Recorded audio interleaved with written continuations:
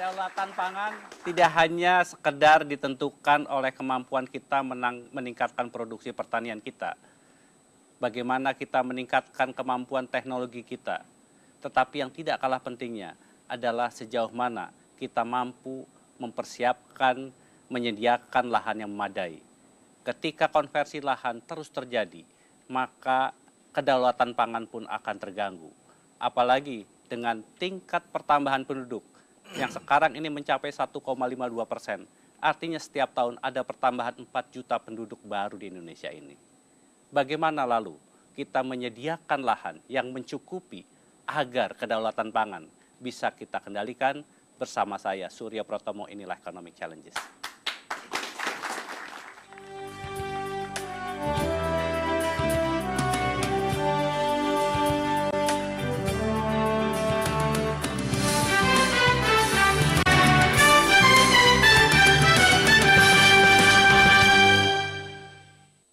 Orang narasumber malam hari ini saya undang khusus untuk membicarakan persoalan yang sangat krusial, yaitu bagaimana penyediaan lahan untuk kepentingan pangan. Pertama saya akan perkenalkan Basuki Hadi Mulyono, Direktur Jenderal Penataan Ruang Kementerian Pekerjaan Umum. Sumarjo Gatot Irianto, Direktur Jenderal Prasarana dan Sarana Pertanian Kementerian Pertanian. Bustanul Arifin, Pengamat Pertanian. Dan Nusirwan Sujono, anggota Komisi 5 DPR RI. Bapak-bapak, kita ingin membicarakan persoalan yang sangat krusial, karena ini menjadi mimpi dari Presiden terpilih Joko Widodo untuk mencapai kedaulatan pangan. Namun sebelum kita mulai diskusi, mari kita lihat tayangan berikut ini. Orang bilang tanah kita tanah surga, tongkat kayu dan batu jadi tanaman. Sudah biasa kita mendengar dari para leluhur kita jika tanah air Indonesia adalah tanah yang subur. Menengok sejarah pun kita mendapati sebutan Gemah Ripah Lojinawi untuk menyebut Indonesia.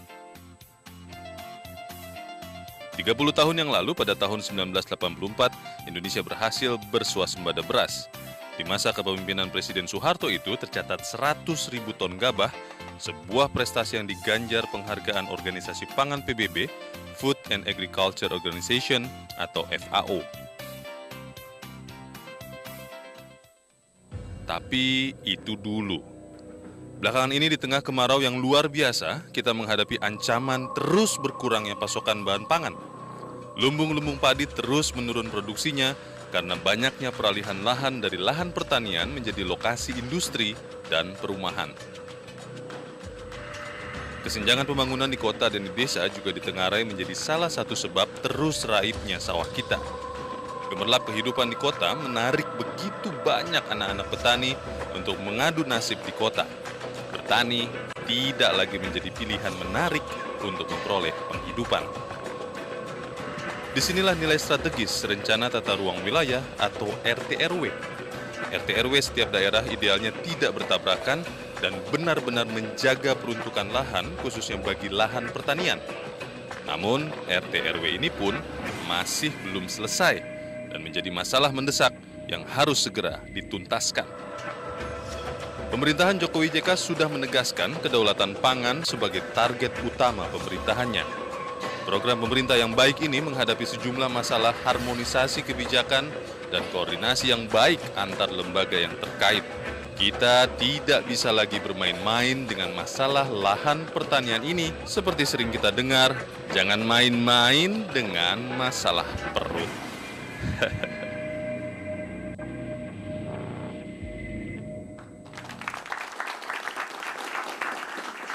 Kita tidak boleh main-main. Saya ingin memulai dari Mas Inul dulu untuk memberikan gambaran yang lengkap mengenai persoalan pangan kita. Seperti apa potret kondisi pangan kita sebenarnya dari kacamata pasokan dan kebutuhan, Mas Vino? Baik, Mas Tommy, terima kasih.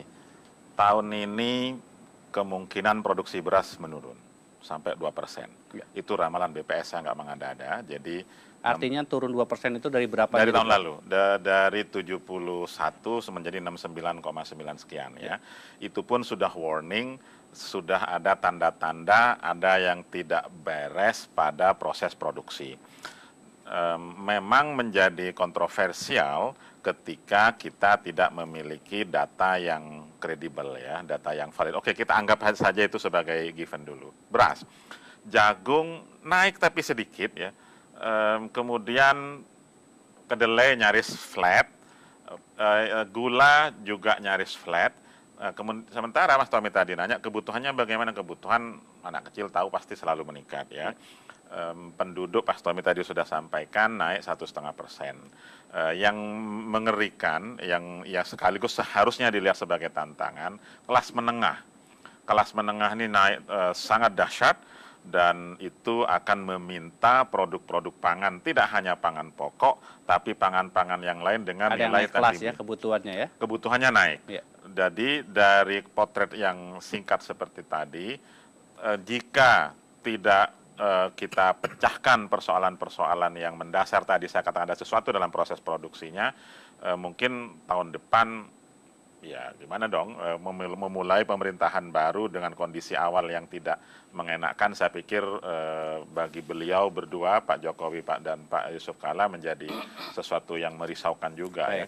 Jadi T0-nya itu sudah tidak terlalu enak ya untuk berangkat gitu. Baik, saya ingin sekarang kepada Gatot. Pak Gatot, kalau kondisinya seperti dikatakan Mas Inul, persoalannya apakah memang sarana dan prasarananya memang juga kondisinya memprihatinkan?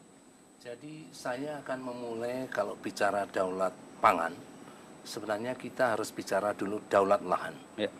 Daulat lahan itu basisnya di mana? Daulat lahan itu basisnya ada di desa, di mana petani yang harus berdaulat terhadap lahannya. Mengapa demikian? Karena dari merekalah alih fungsi itu terjadi. Merekalah pengambil keputusan terdepan yang tidak bisa diintervensi kalau mereka mengambil keputusan tidak dialihfungsikan. Bojonegoro misalnya, ada desa yang semua petaninya berdaulat mengatakan tidak ada alih fungsi dan dia tetapkan perdesnya. Jadi saya punya pikiran daulat lahan ini basisnya dari desa, dari pewilayahan desa, mana yang didedikasikan untuk pangan dan mana yang bukan. Sayangnya hanya Bojonegoro yang punya sikap seperti itu. Sudah beberapa desa sudah mulai dan ini akan kita eksplor terus. Karena kalau tidak, selama ini kita mainnya dari atas, seolah-olah semua bisa turun sampai bumi. Ini kita nggak nginjak. Paling sampai kabupaten pun tidak sampai. Saya kira Pak Dijen Penataan Ruang nanti akan menjelaskan, undang-undang sudah dibuat, ada sanksinya, tapi tidak dibuat RT-RW-nya, dipundurin, buying time. Nah, saya kira daulat pangan ini harus bicara daulat lahan, nanti daulatnya generasi muda. Kalau generasi muda berdaulat, lahannya berdaulat, itu baru akan tumbuh dan kita hijrah dari gelap terbelakang menjadi modern. Pak Basuki, tolong dijelaskan kalau bicara mengenai daulat lahan, memang begitu parahkah alih fungsi lahan yang terjadi sekarang ini? Terima kasih Pak. Kalau tadi menyambung Pak Gatot, memang kalau kita mau daulat pangan, kita harus minimal ada 4 komponen untuk saya kira kita semua tahu, lahan, air ini termasuk jaringan irigasi dan keandalan airnya itu sendiri, kemudian benih dan pupuk. Untuk daulat lahan yang seperti dimimpikan oleh Pak Dirjen PSP ini, kita tentu pasti berharap dengan adanya rencana tata ruang wilayah. Sudah hampir semua dari 398 kabupaten dan 93 kota mempunyai rencana tata ruang wilayah, termasuk di dalamnya kita sudah clustering kawasan budidaya yang termasuk dalam kawasan lahan pertanian itu. Sekarang memang kita sudah pada tahap pengendalian pemanfaatannya. Ya. Kalau kita sekarang masih nggak tahu apakah masih berlanjut terus konversi 100.000 hektar per tahun itu. Dengan adanya RT RW ini adalah instrumen kita untuk mengendalikan. Seharusnya bisa dikendalikan ya Pak. Ya. Jadi kalau penyusunan RT RW pun bukan dari top down, tapi pasti dari bawah. Jadi saya tadi Pak Dirjen PSP menyampaikan itu memang dari desa. Mudah-mudahan RT RW yang sudah disahkan perdanya oleh masing-masing kabupaten, kota, bahkan provinsi, dan sudah memuat kawasan budidaya, termasuk kawasan lahan pertanian di sini, bisa kita pakai sebagai instrumennya. Persoalan pada kita Pak Nusirwan adalah bukan pada persoalan peraturan, tetapi bagaimana pelaksanaan dari peraturan itu. Tapi tolong tahan dulu jawabannya, jangan kemana-mana, tetaplah di Economic Challenges.